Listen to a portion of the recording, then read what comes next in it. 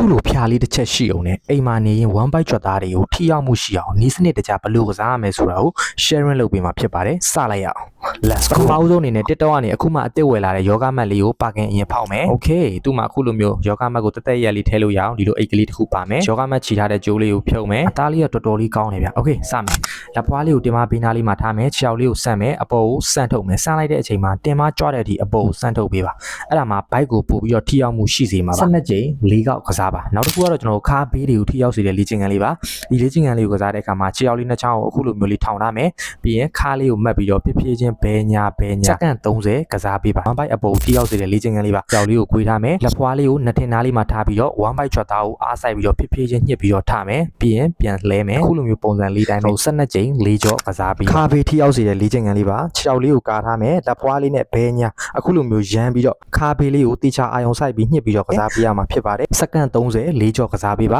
အားလုံးပဲအဆင်ပြေကြပါစေ